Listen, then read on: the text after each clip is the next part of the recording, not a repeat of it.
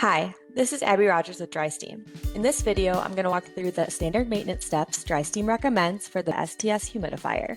Be sure to review all guidelines, warnings, and cautions in the IOM before you begin your work on site. Before you head out to the site, here are some things you should verify. That the unit can be shut down long enough for maintenance to be completed.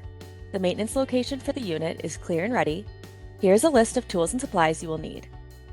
The VaporLogic IOM, the dispersion IOM, the STS IOM, a wiring diagram, a USB stick with the current controller firmware version, basic hand tools, control screwdriver, wire jumpers, wire stripper, a multimeter, and pipe wrenches and pipe dope.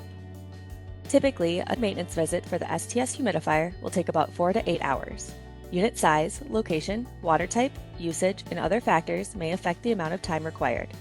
Now we'll walk through the components and connection points you'll be looking at when performing maintenance.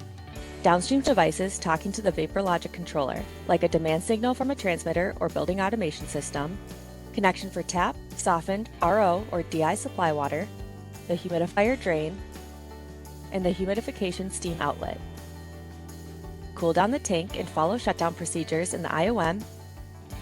Seasonally, or as required depending on water quality, clean the tank manually or using descaling solution from Dry Steam. Clean the probes. Check the drain operation. Clean the skim overflow port, and check the flow through the P-trap. At least annually, and whenever maintenance is performed, all safety devices in the control circuit should be cycled on and off to verify they are functioning. These include the high limit switch, airflow proving switch, and a low water level probe or float valve, depending on water type. And remember to inspect the tank and gasket for leaks. For outdoor enclosures, clean the vent screens annually. Check for proper operation of strip heaters and ventilation fans annually. Check fan and heat stats, and check for good seals on all doors and seams. The best way to determine how often your humidifier needs maintenance is to remove the tank cover and inspect it for mineral deposits after 3 months of duty.